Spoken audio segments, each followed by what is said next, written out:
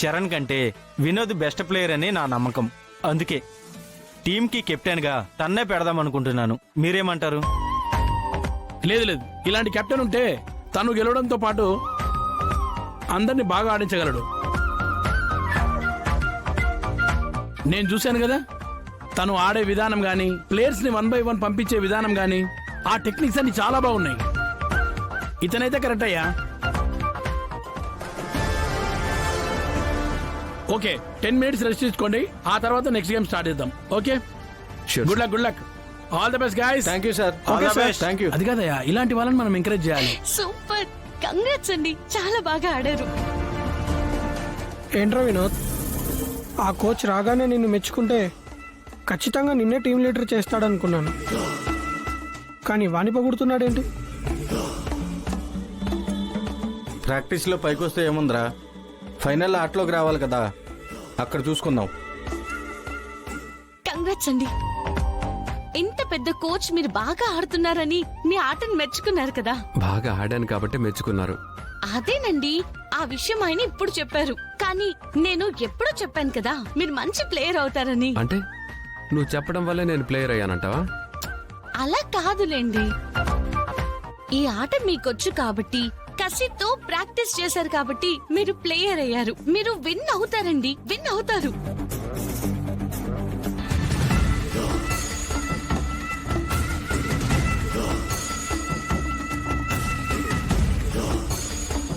రై, ఈ చరణ్ని ఇలాగే వదిలేస్తే కరెక్ట్ కాదు. నువ్వెప్పుడో ఫైనల్స్లో ఆడి వాడి సంగతి చూస్తా అంటున్నావు. చూసేదేం లేదు, అసలు వాడు ఫైనల్లో ఆటకే రాకుండా చేస్తే బెటర్. నాకు అదే అనిపిస్తుంది. వీడిని అసలు ఇక్కడతో ఫినిష్ చేస్తే అయిపోతుంది.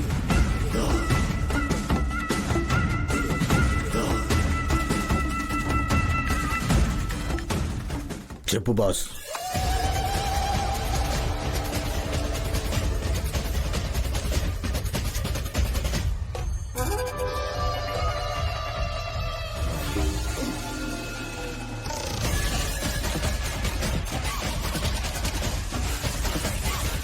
హాఫ్ అన్ అవర్లో ఇక్కడ ఉండాలి. ఇప్పుడే బయలుదేరుతున్నాను బాస్.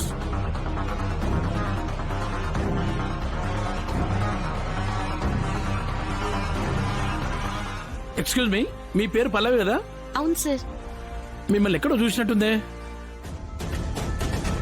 మీ గురించి ఎక్కడో విన్నట్టు కూడా గుర్తుంది నాకు. తనని మీరు ఎక్కడ చూశారు సార్? లేదు లేదు, ఆ, తన గురించి ఏదో ఆర్టికల్ చదివినట్టు నాకు గుర్తు. అవును, అది అప్పుడు నీ గురించి వచ్చిన ఒక ఆర్టికల్ చదివానమ్మా. ఒక డాన్సర్గా మెచ్చుకోవడం పక్కన పెడితే, లావుగా ఉండడం మైనస్ కాదు.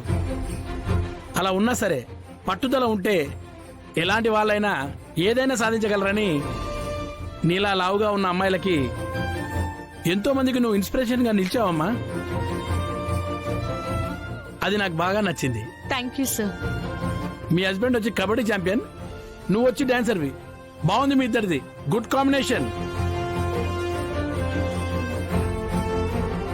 ఓకే గైస్, మీలో చిన్న చిన్న మైనస్లు ఉన్నాయి. ఇప్పుడు నేను చెప్పిన టెక్నిక్ ప్రకారం మీరు కష్టపడి ప్రాక్టీస్ చేస్తే అందరు ఖచ్చితంగా బాగా ఆడగలరు.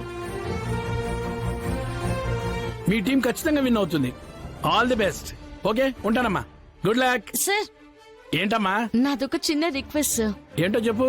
ఏం లేదు సార్, ఎప్పుడైనా మా ఆయనకి చిన్న చిన్న డౌట్స్ ఉంటే మీ దగ్గరకు వస్తారు, కొంచెం చెప్తారు కదా? డెఫినెట్ గా. జననం మరణం నువ్వు రాసిన కథనం, ప్రళయం విలయం నువ్వు దాచిన గరళం, నాటకం నాటకం మీ నాటకం ఈశా. పల్లవి బాబు గారు, ఈశా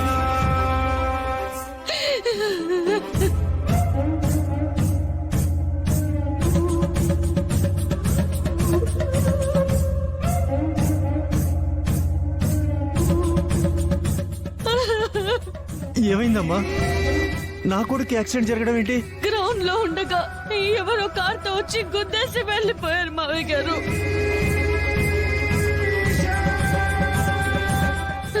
ఒళ్ళంతా మొత్తం రక్తమయంగా ఉంది. నాకెందుకో చాలా భయంగా ఉంది.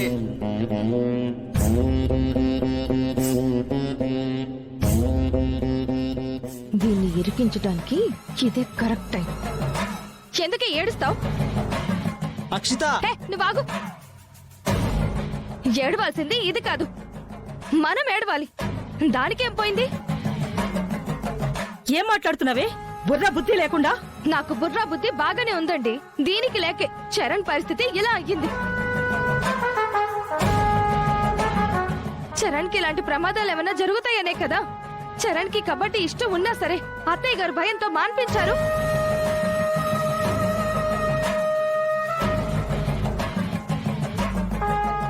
కానీ ఇదేం చేసింది? చరణ్ ని రెచ్చగొట్టి మళ్ళీ కబడ్డీ ఆడేలాగా చేసింది. అక్కడికి వెళ్ళడం వల్లే కదా ఇలా జరిగింది.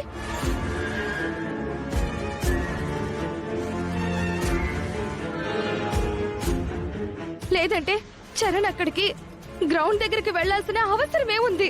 ఈ యాక్సిడెంట్ జరిగేదే కాదు కదా. దీనంతటికి కారణం ఇదే. అంతా చేసి ఇప్పుడెందుకు ఏడవడం? మాట్లాడరేంటి ఆంటీ? అవును, ఇదే చేసింది. ఈ రాక్షసే నా కొడుకు ప్రాణాల మీదకి తీసుకొచ్చింది. నిన్ను సుమా! అత్తయ్య!